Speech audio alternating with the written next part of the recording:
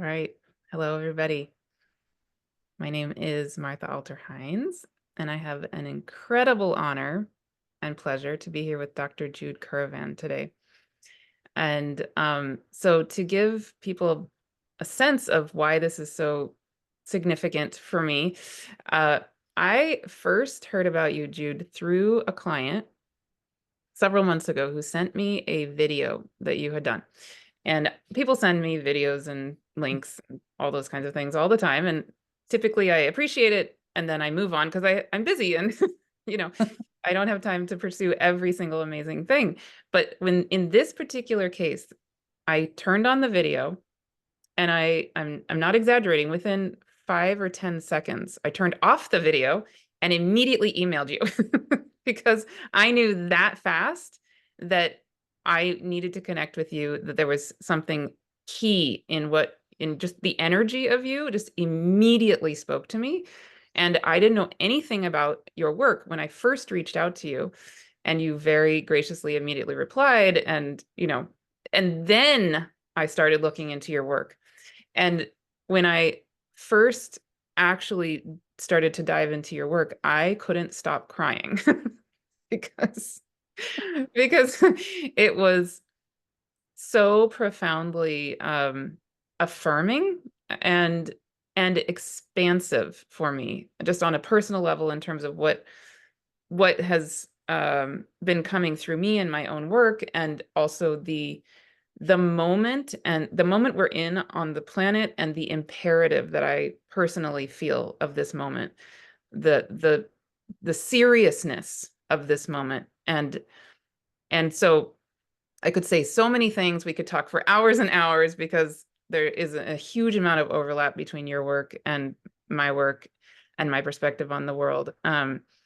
But today, I think what we're probably going to really focus on is is a part of what moves me so deeply, is that you do bring such incredible hope, and such empowerment in the ways in which we can each individually show up to this moment that we're all in together, and how needed each of us are on many levels.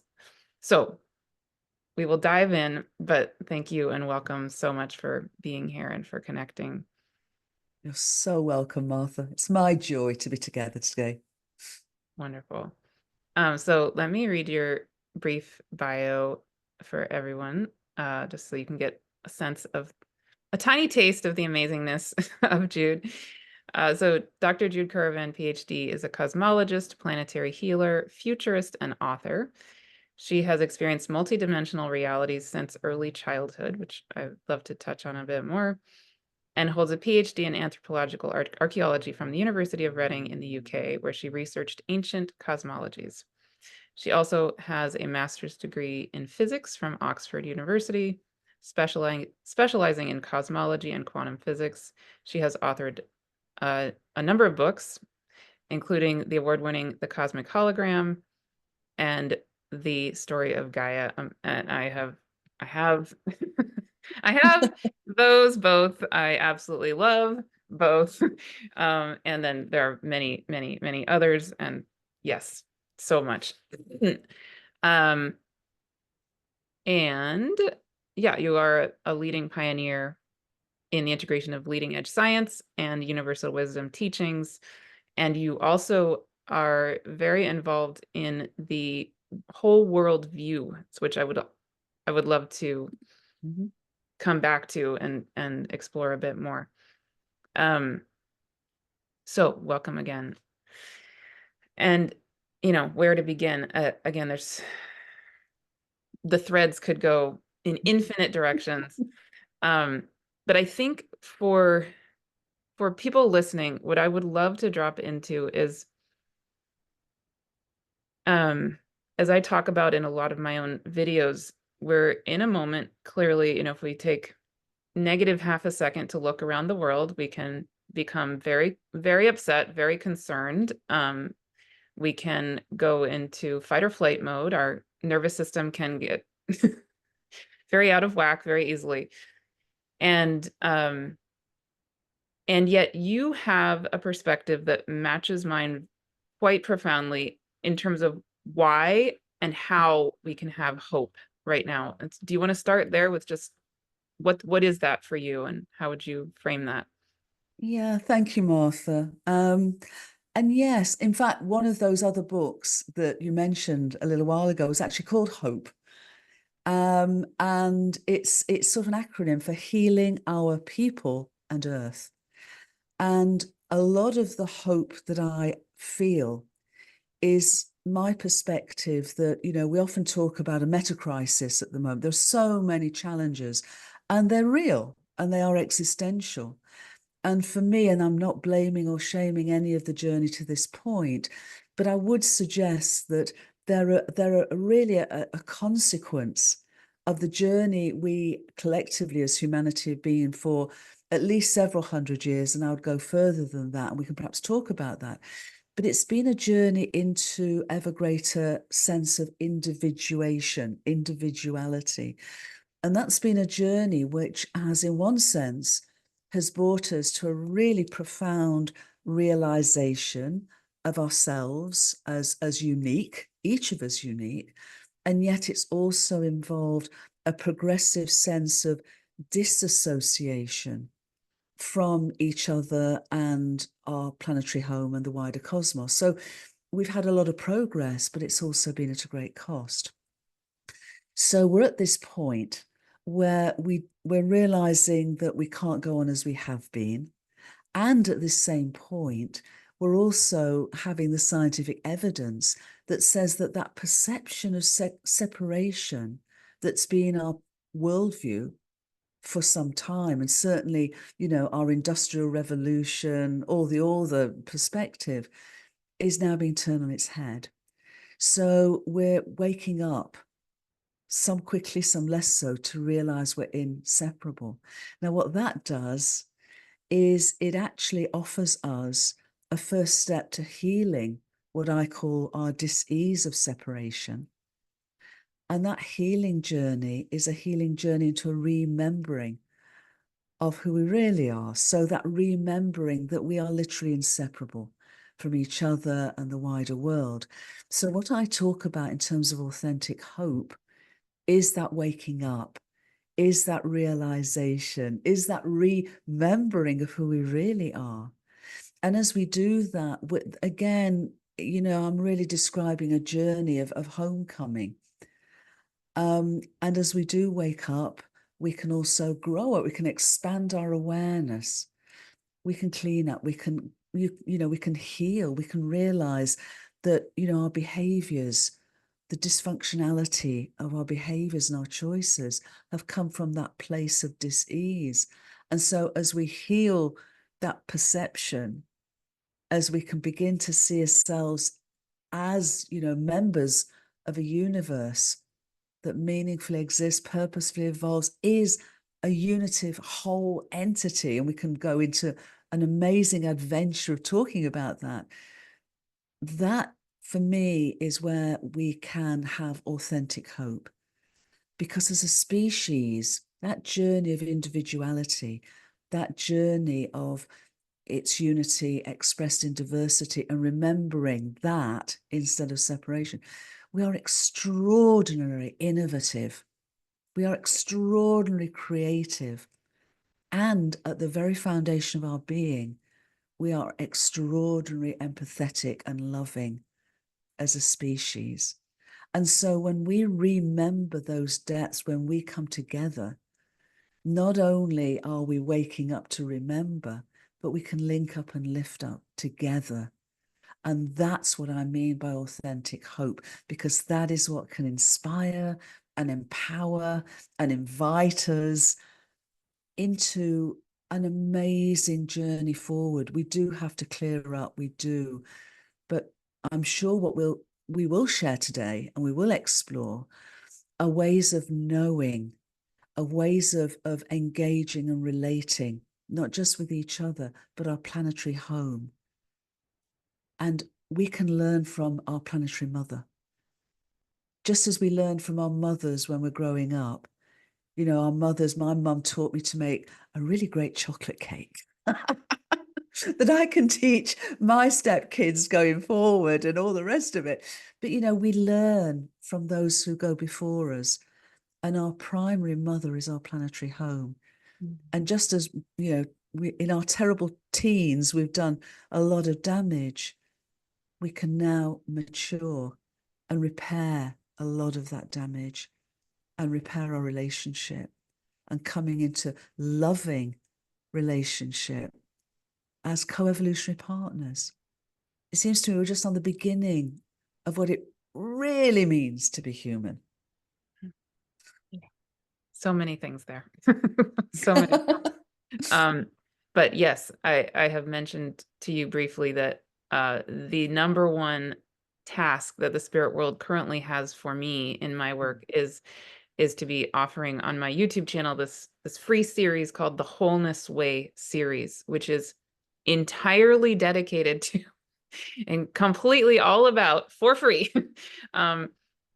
helping us on a daily basis come into remembering and embodying ourselves as literal wholeness. And what every single morning, I go into my own praying and I get told what is mine to do. And for the last several weeks is every single day. The same message over and over and over. That is the one thing we need you to do. You need to remember that you are wholeness. You need to hold space for others to remember their wholeness. They give this analogy. It's like if we are a car and our tires are out of alignment, and we are beings, if people who are listening to this video certainly are beings who are here to help, right? We want to do something. We're worried and we're upset about the state of the world. We want to do something to help. So we're that car and we want to get to the wherever it is we are going, our destination, to help. But if our tires are out of alignment, it's hard to get there. And Exactly. yeah, and so it's really easy when we're seeing all of this suggestion that there is separation. It's really easy to automatically feel ourselves as separate and as, traumatized, because there is trauma. It's just true. And at the same time, when we operate from that embodiment of separation, it's as though we're a car with our wheels out of alignment. And the instant we're able to recognize, yes, that trauma is real, but on the ultimate reality, we're still the wholeness of source. We're still the wholeness of totality, of infinity. Then the car tires get into alignment, and then we can actually get to our destination to help. Right? Absolutely. And it's not, from my experience, Martha, it's not an either or. In other words, we don't have to have perfectly aligned tires to be able to continue on this journey of homecoming and remembering. Because every time, as you say, every time when we do a bit of an alignment in our own way of seeing the world and perceiving, that we are wholeness and we are what I describe as microcosmic co-creators of our universe, then the tires straighten up a little bit and we can go a little bit easier. And then as they straighten out, we can see perhaps a little further, and we can, so it's both. It's rather like a bit of a dance. The more that we can appreciate what you're referencing, that we are whole and we are wholeness in action. This is the beauty. We're not just sitting here going, I'm whole. We're doing something about it every day, every moment, and acts of kindness, words of kindness, just doing something really simple. We don't have to do the grand things. We can do the easy, small things, because they are as important, it seems to me. And the tires progressively come into alignment, and when the road is not so bumpy, and the way ahead is clearer, and that means that we can take on passengers. We can say, let's come together and journey on together. We can't do that if our tires are out of alignment. It's like when we're on, when we're in the plane and they say, if we need oxygen, breathe the oxygen first and then help others. As we help ourselves, it really helps us then serve others and the greater whole. Yeah, absolutely. Yes. And again, we could go on for hours. all of these threads. I would love to come back to what you referenced about Gaia being the ultimate mother and I was listening to an interview you did with Jean Houston and Los Smithsman, and I love, love, love them and their work. And Oh, um, yeah. yes, they're just wonderful. So in that interview, you mention your own relationship with your intuition and with the spirit world, and you mentioned that your mother also was highly, highly intuitive, and so you feel that you probably have at the least a maternal lineage of this Mhm. very intuitive way of being and all of that. um and so again, for most of the people probably listening to this video can relate to that in some way, because most of the people who tend to gravitate toward me also are highly intuitive Mm. women, people of all genders, but in particular women. And the biggest theme I hear from people is, I would say on average, over and over and over again, I'll have especially women come to me who are maybe 65, and they've had this deep intuition their whole life. Mhm. But for whatever reason, it either they've known about it or they haven't even consciously known about it. And um but they've gotten the message from the world that they needed to section it off, or put it away, put it over here, or certainly not voice it very strongly.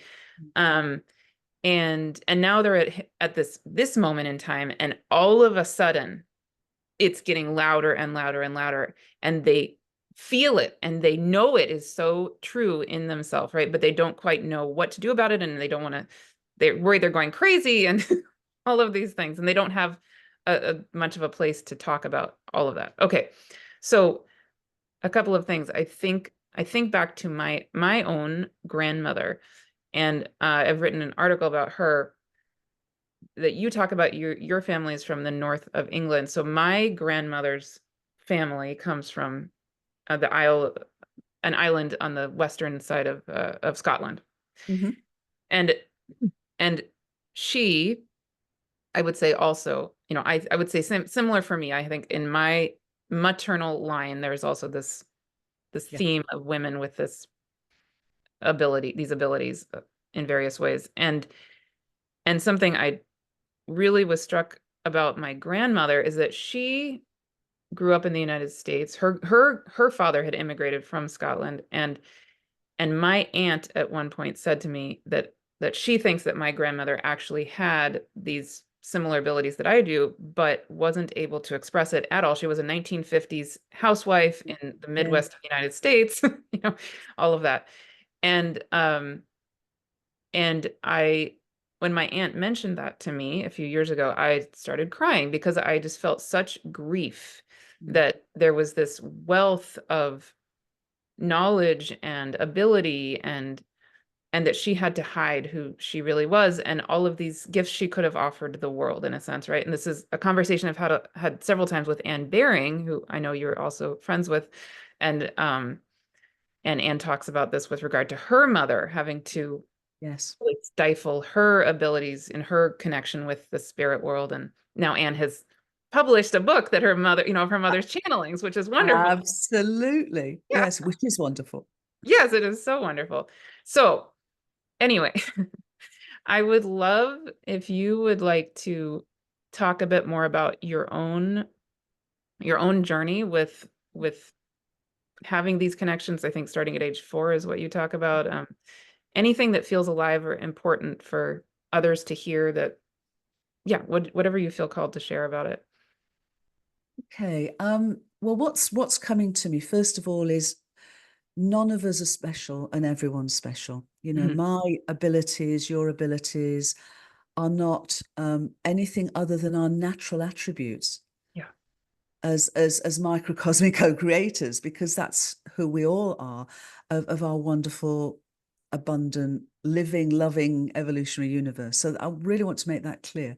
However, as mentioning earlier, our society, certainly in the West, and certainly over the last period of time, has peripheralized, has denigrated any other ways of knowing other than through our minds. And we've gone as societies really into our heads. And, you know, in the paradigm, in the worldview that we've collectively had, which is based on a sort of on a secular science of materialism and separation, there's not even a place for love. There's no place for consciousness. There's no place for knowing. There's no place for intuition. There's no place for synchronicities. There's no place for any of it. And it's that worldview that I mentioned earlier that is now being turned on its head through evidence at all scales of existence. And that's, as you know, Martha, what I write about in The Cosmic Hologram and the Story of Gaia. And what the leading edge science now is doing, it's converging with universal wisdom teachings and spiritually based teachings into this unitive perspective. And of course, the universal wisdom teachings fully appreciated intuitive insights. They fully value dream insights and different ways of knowing and multidimensional levels of sentience. So, you know, it was a natural thing to communicate with plants. You know, I always remember the story of when anthropologists and botanists went into the Amazon and were starting to look for cures for Western diseases. And the shamans were able to sort of say, well, that plant does that and that plant does that. And they were asked, well, how do you know? Well, the plants told us. Yeah. You know, I've had the great joy of being with many, many Indigenous communities. And that is a natural way of knowing, because it is. And with the understanding and the emergent perspective that I write about and I share, it is natural, and it's natural to all of us. It's just that we have literally closed our eyes, closed our ears, closed our hearts to this incredible, expansive, wondrous cosmos that's open to us. It's literally an open book if only we were able to be willing Yeah. to read its language and engage with its wisdom. And that's what's happening now. So in my own life, I never closed down from those very earliest experiences I share of walking between worlds, because I never shared them with anyone. Well, nobody human. I was sharing them with lots of other folks, but no one human. I was getting my human-based wisdom from ancient teachings, and I didn't even share it with my mum. And I know that she would have been supportive, but it just didn't occur to me. So it wasn't something I was fearful of or hid. It was clearly my journey, my adventure, which has continued all the way through my life, needed a period of time where it could mature to a point that, you know, when the time came to share it, I was able to serve others and to support others when they came to me and shared, you know, and asked, you know, how could they come into their own journey for this. So it's a long story, it's ongoing, it's natural to all of us. But I'd love to really now share with your community of 65-year-old ladies, women, grandmothers, powerful women. Yeah. Because what I really want to share is your time has come. Yeah. This is your time. We need you. The world needs you. The children need you, because you can share that wisdom. You're not fearful of doing that anymore. You're brave, you're courageous. You have the bravery of your hearts now. You have the lifelong wisdom that's brought you to this place. And you can share now your intuition, your insights, your wisdom, practical magic. You can do this. And I would really invite you, encourage you to do this, because as I say, we need you as a human family, we do, and as the children do. And often it's the children are coming in knowing what we know. We desperately, as a species, don't want them to forget. We want them to be inspired and empowered and realize this is their natural heritage. This is who they really are. And their teachers, above all, can be you. Yeah. The women who've journeyed to this point, the courageous, powerful, loving wise women that can share all of that you are now with everyone, but especially the young people. Hmm. You're making me cry again. You're making me cry. Your community are making me cry. I am so grateful to each and every one of you. Truly, truly. Thank you. Yeah, that's that's exactly it. That is the point. Yeah. Wow. Right. I mean, I think that it's so easy in our world to either be or to look up to a spiritual leader, right? There's this whole mode of engaging with what it is to be a spiritual teacher or spiritual leader that is, again, in a mode of separation. Mhm. and and I think what you embody, what Anne Baring embodies, various other people I absolutely love, Heather Ensworth, on and Ann Los, all of um no, that is disempowering.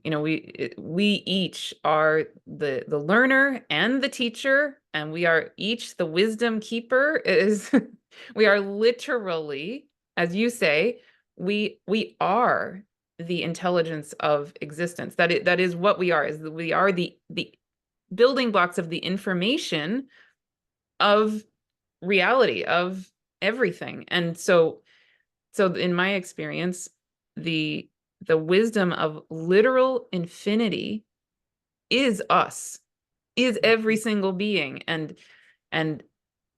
we're needed. Each of us is so needed. That wisdom is so needed to come back through every single one of us as a puzzle piece of the divine intelligence, literally, physically. It's actually true. Yeah. Yeah, it is. And I love what you just said. And just a couple of thoughts that really respond to what you just shared, Martha.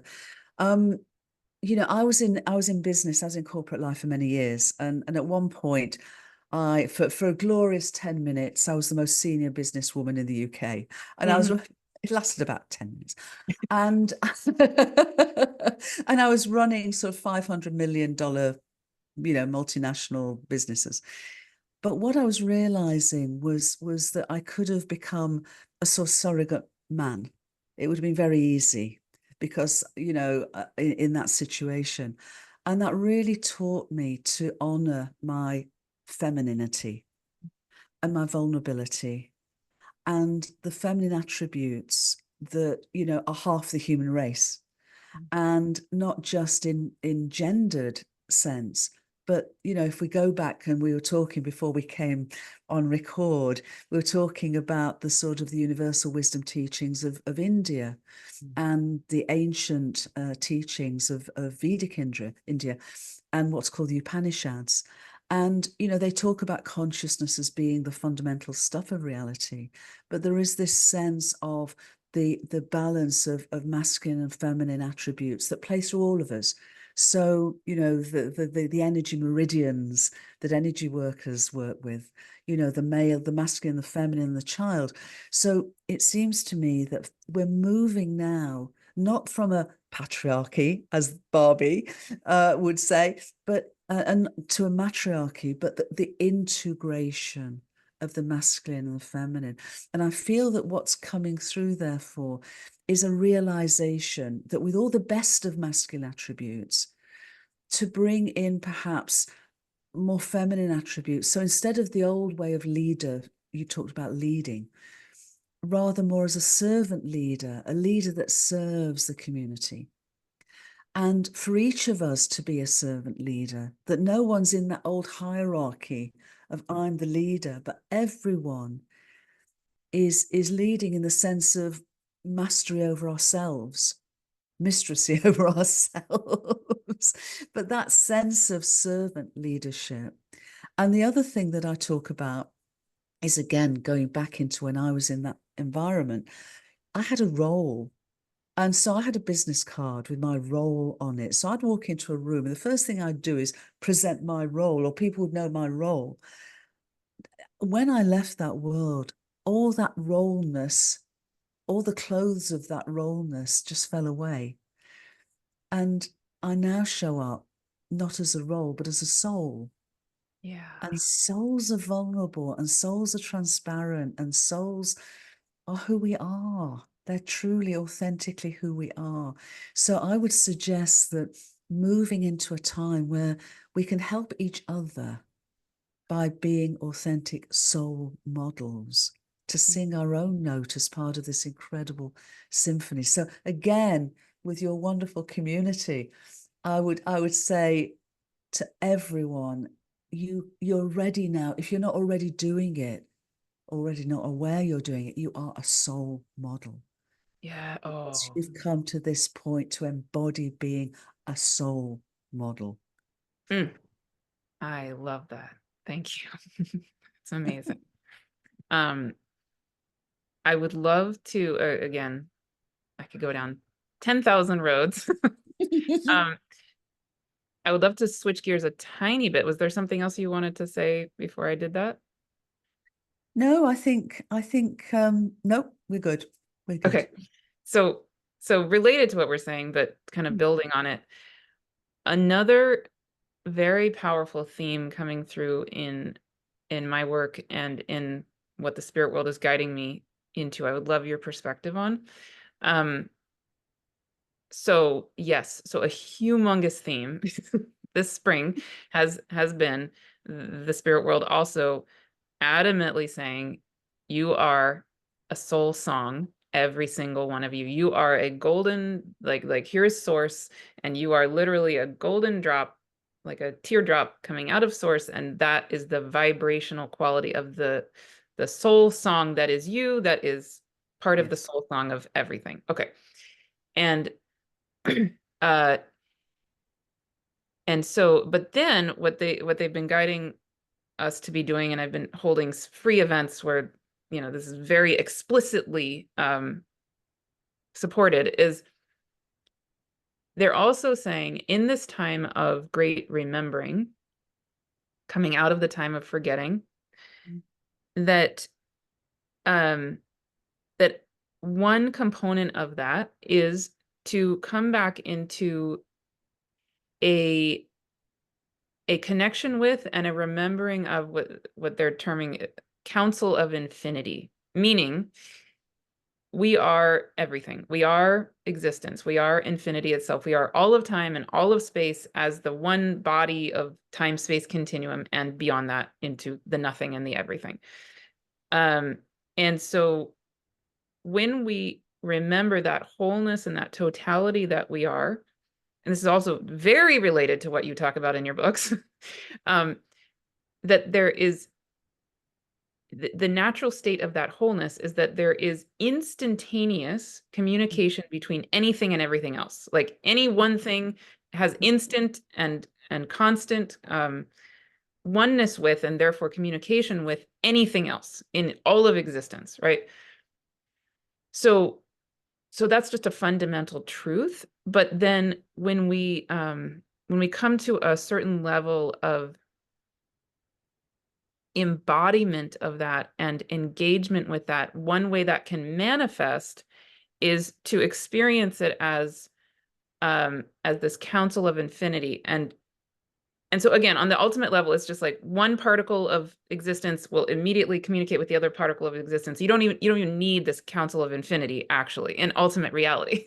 but as humans, one way we can engage with it perhaps more consciously and maybe can help us is to think of all realms of existence, in particular, all benevolent realms of existence, coming back together to communicate continually on a regular basis so that those answers that we're needing and for this planet, for our world, can have their natural way of coming back into us knowing of it. Is this making sense? Yeah. Yeah. So for example, I think of the Upanishads. I even think of you know much more about Einstein than I know, but when I think about Einstein, I think of him riding, what is it, riding his bicycle around in circles, and then he would do these thought experiments, and Mhm. a lot of what he came to wasn't done through physical, looking through a microscope kind of experimentation, right? It came through his consciousness in some Mhm. way. Mhm. And so what I think of with that is that, again, if we are limiting our search for answers to the cognitive Mhm. logical brain, we're missing 99.99999% of the intelligence of actual existence, right? And so this coming back into this council of infinity is one way to allow the totality of what's needed to come through back into our world to flow back. Mhm. There's so much there. I hope, There is. I hope that made sense. Yeah, it does make sense. And the way I would sort of respond to that and say a huge yes to that is that we now have the evidence, and it's a both and, Yeah. that our universe meaningfully exists and purposefully evolves as a wholly unitive entity, as a thought form, as a great thought form, because consciousness and mind aren't something we have. They're literally, as the Upanishads said, but now the evidence is there. They're not something we have, but what we and the whole world are. So our universe in that exists, that meaningfully existing and purposely evolving as a unitive entity means that we, as microcosms of its intelligence, its sentience, its consciousness, have access to the whole. And this is what the cosmic hologram's about, because in a hologram, the whole's expressed in every pixelation. So it goes through so many traditions, wisdom, teachings.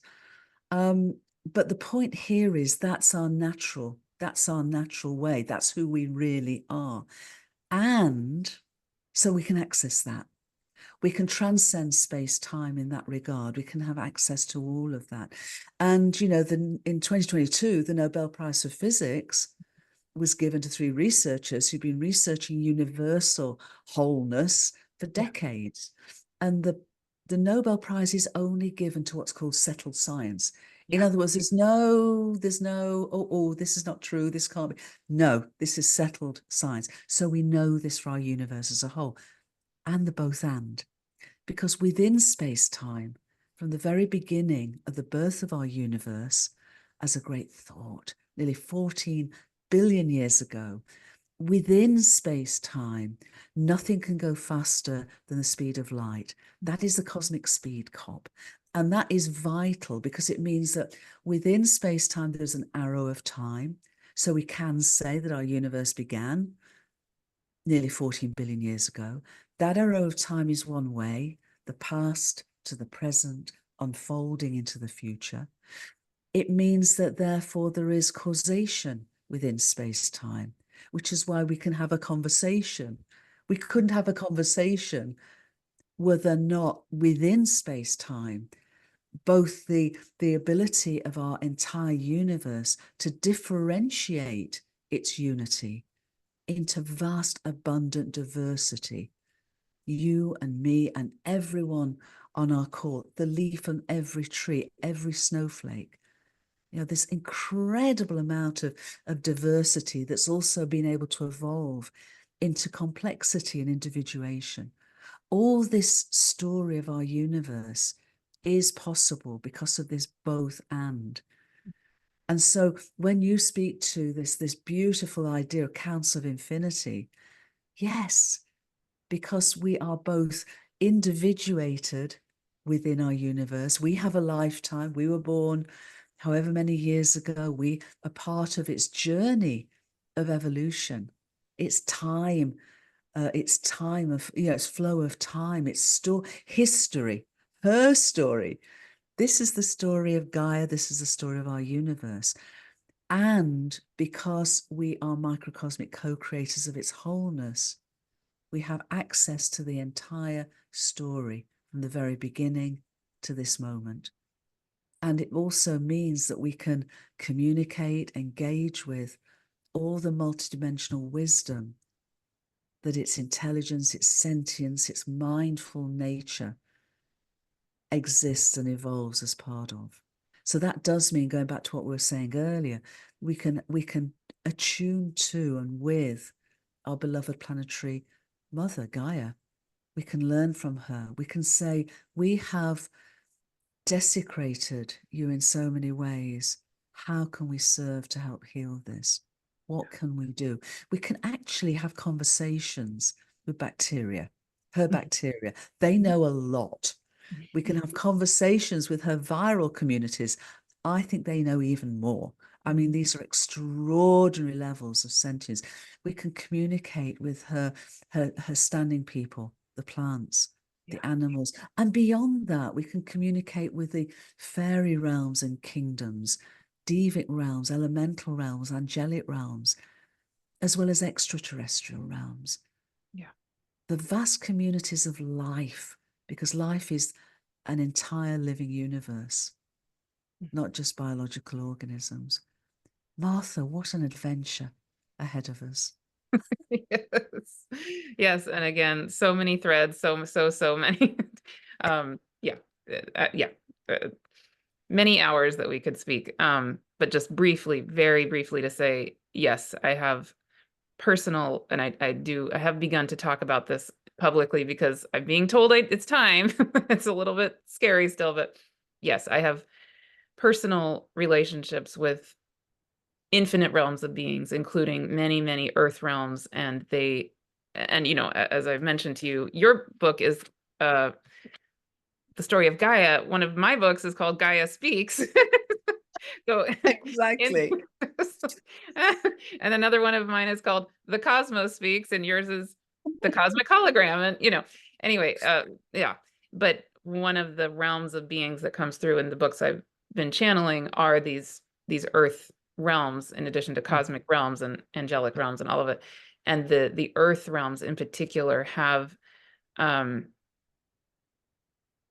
many, I want to say, tomes of ancient knowledge that they are wanting and needing to share again with us, and needing us to remember through our own being, because I feel like we are them and they are us in various ways. And yeah, there's so much there, so much there. But for the interest of time, I would love to close with, could you tell us about the whole world view and the amazing work that you're doing with that organization? Just say whatever you want to share about it, and I just want people to know about it, because yeah, it's Oh, extraordinary. bless you, Martha. Well, I co-founded Whole World View, Whole World View, back in 2017 when the Cosmic Hologram came out.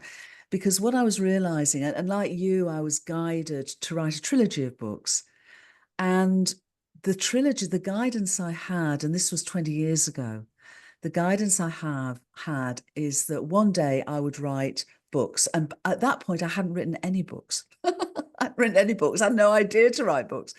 But that one day I would write a trilogy of books, and that would be called the Transformation Trilogy. But aims to serve the understanding, the experiencing, and the embodying of unitive awareness, the awareness of wholeness that we're sharing today. And that I was even given the titles of the books back then. The first would be called The Cosmic Hologram, and that would help serve the understanding of unity and diversity, of wholeness. The second would be called, actually, the title 20 years ago was Gaia, Her Story. And that would serve the experiencing of unity, of wholeness, and, especially in relation to our planetary mother Gaia. Interestingly enough, when the time came to that book to write me in 2022, things had moved on, and it was clear that this integration of masculine and feminine was already starting to sort of crystallize through the various multidimensional spheres, as it were, of sentience. And so there's a story about it, but the Gaia, Her Story, became the story of Gaia, because it was no longer appropriate to sort of emphasize the feminine. It was more about bringing it all together. Then the third book would be called Many Voices, One Heart.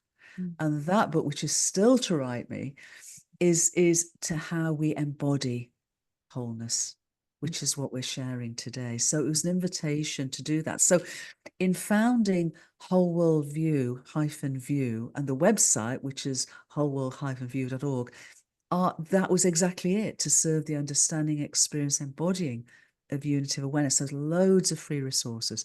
But the other thing to just mention for your community is, I'm sure you get asked all the time, what can I do? What can I do? So our sort of mantra at Whole World View is act local, feel global, and think cosmic. So it's bringing all of this vastness into a very intimate and personal sense of what's ours to do, and then show up and get out of the way of that. So that's the story of Whole World View. We have a free newsletter, but there's a lot of free resources on that for everyone to be invited to explore and feel part of the adventure, because you are absolutely a vital part of the adventure, every single person. Yeah. And I think maybe just to emphasize that last point, and to maybe tie back to the moment when you made me cry a few minutes ago. But to emphasize for everyone, I think you would agree, Jude, that we have had centuries, millennia, I don't know, especially as those of us who have been raised as girls and women, but people of all Sure. identities, our voice has been not welcome and not encouraged and not supported. And we are now in a time where I think we have the opportunity to be supported, for our voices to fully come back into being, our wisdom to come fully back into knowing itself, and for us to shine as exactly who we are, in a way that it hasn't been safe to do. And hopefully people like you and hopefully me, there is a lot of support right now for that. And it is absolutely needed. So crucial that we each feel safe to be who we actually are, and to embody that. And Yes. um, And yeah. do that together, Martha, you Yes. know, because, and this is why it's so wonderful that so many, and in fact, your community, have come to this realization in your own lives. And so to find each other and to Yes. link up and lift up together and support each other, and not just women but men, everyone, because this is the time, isn't it, to do that, because we literally are all in it together. There are still many folks who think, they could buy their way out of this, or they can manage, or they can impose, or they can dictate, or they can do whatever.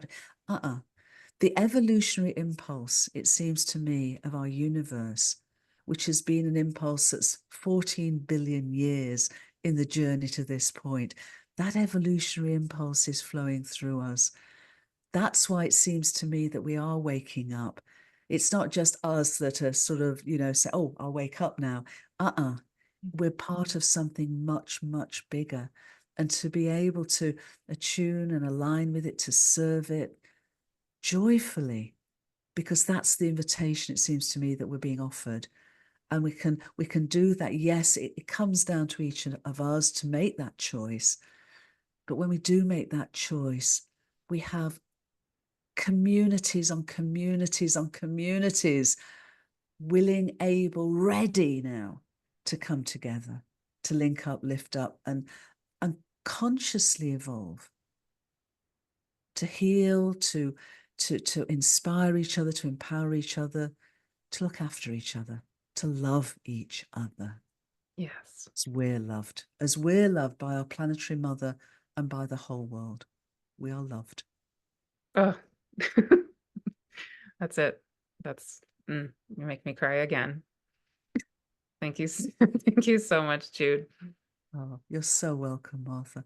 It's a wonderful thing, isn't it, to know we belong, because that's what we do. We belong. Yes. Yes. And I would say, again, for anybody listening who feels that I don't matter, whatever it is, maybe all together we can just let that go, Yeah, and yeah, yeah, come back to this absolute powerful infinite love that just is. yes, Mhm. yes, it is. My mum used to say whenever I was getting a bit sort of like this, oh, get over yourself.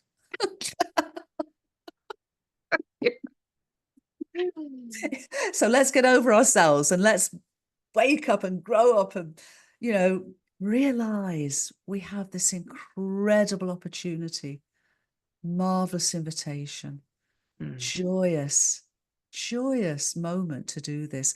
And that's notwithstanding all of the challenges. But I wrote a piece called Metacrisis to Yes, Metamorphosis. yes, yes. And if we can reframe what is happening now, think of a caterpillar transforming into a butterfly. Let's reframe this journey together as a metamorphosis. Wonderful. Thank you so much. Thank you, Martha. Thank you. Mhm.